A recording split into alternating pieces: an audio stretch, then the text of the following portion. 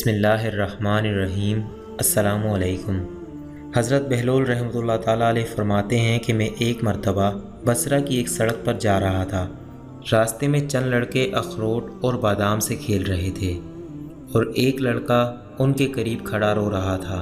مجھے خیال ہوا کہ اس لڑکے کے پاس بادام اور اخروٹ نہیں ہے، ان کی وجہ سے رو رہا ہے۔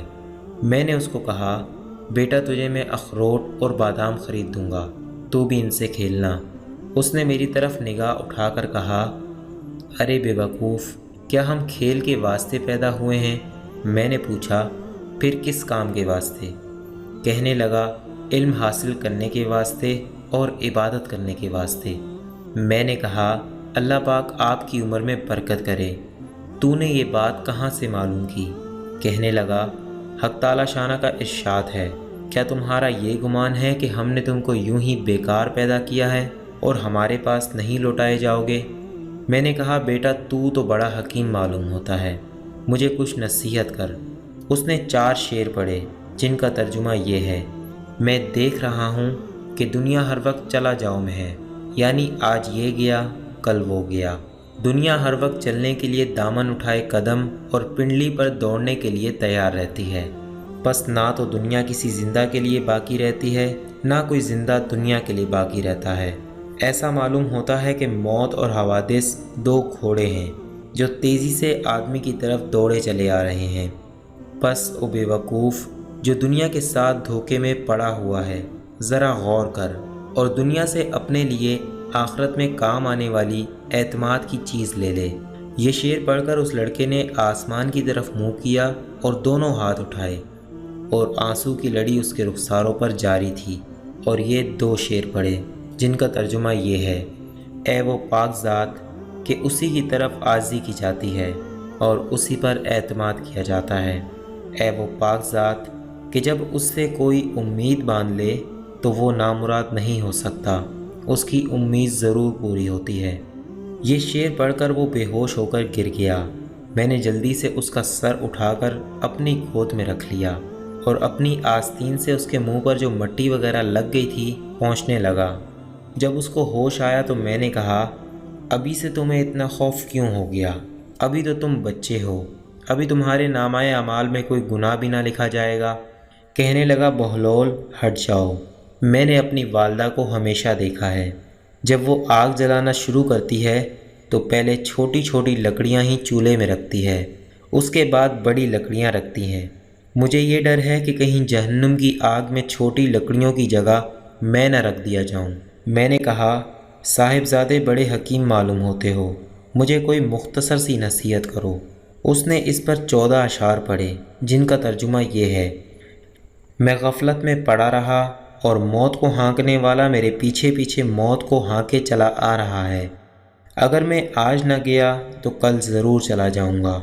میں نے اپنے بدن کو اچھے اور نرم لباس سے آراستہ کیا، حالانکہ میرے بدن کے لیے قبر میں جا کر گلنے اور سڑنے کے علاوہ چارہ کار نہیں۔ وہ منظر اس وقت گویا میرے سامنے ہے کہ جب میں قبر میں بوسیدہ پڑا ہوا ہوں گا، میرے اوپر مٹی کا ڈھیر ہوگا اور نیچے قبر کا گڑھا ہوگا، اور میرا یہ حسن و جمال سارا کا سارا جاتا رہے گا اور بالکل مٹ جائے گا، حتیٰ کہ میری ہڈیوں پر نہ گوشت رہے گا نہ کھال رہے گی۔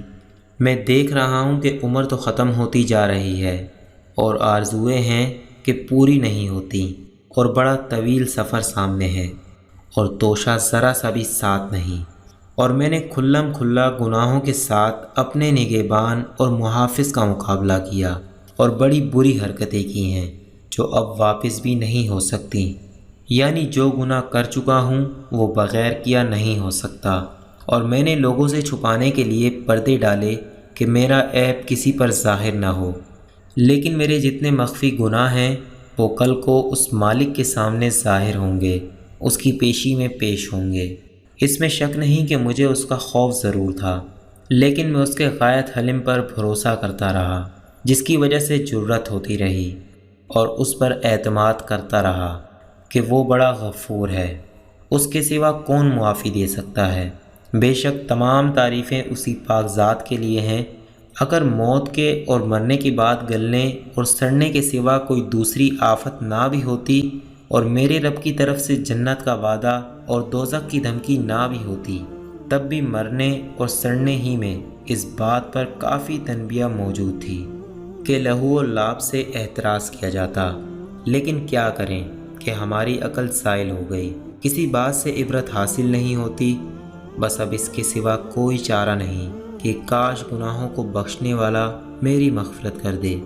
جب کسی غلام سے کوئی لغزش ہوتی ہے تو آقا ہی اس کو معاف کرتا ہے۔ بے شک میں بدترین بندہ ہوں جس نے اپنے مولا کے عہد میں خیانت کی، اور نالائق غلام ایسے ہی ہوتے ہیں کہ ان کا کوئی قول قرار معتبر نہیں ہوتا۔ میرے آقا جب تیری آگ میرے بدن کو جلائے گی تو میرا کیا حال بنے گا، جبکہ سخت سے سخت پتھر بھی اس آگ کو برداشت نہیں کر سکتے۔ میں موت کے وقت بھی تنے تنہا رہ جاؤں گا، قبر میں بھی اکیلا ہی جاؤں گا، قبر سے بھی اکیلا ہی اٹھوں گا، کسی جگہ بھی میرا کوئی مددگار نہ ہوگا۔ بس اے وہ پاک ذات جو خود اکیلی ہے، ایسے شخص پر رحم کر جو بالکل تنے تنہا رہ گیا۔ بہلول رحمۃ اللہ تعالیٰ علیہ کہتے ہیں کہ اس کے یہ اشعار سن کر مجھ پر ایسا اثر ہوا کہ میں غش کھا کر گر گیا۔ بڑی دیر بعد جب مجھے ہوش آیا تو وہ لڑکا جا چکا تھا۔ میں نے ان بچوں سے دریافت کیا کہ یہ بچہ کون تھا۔ وہ کہنے لگے، تو اس کو نہیں جانتا؟ یہ حضرت حسین رضی اللہ تعالیٰ عنہ کی اولاد میں ہے۔ میں نے کہا، مجھے خود بھی حیرت ہو رہی تھی کہ یہ پھل کس درخت کا ہے۔ واقعی یہ پھل اسی درخت کا ہو سکتا تھا۔ بے شک اس واقعہ کی ایک ایک نصیحت میرے اور آپ کے لیے مشعل راہ ہے۔ چنانچہ ان قیمتی نصیحتوں کو ہمیں اپنی زندگی کا حصہ بنا لینا چاہیے۔ اللہ تعالی ہم سب کو عمل کرنے کی توفیق عطا فرمائے، آمین۔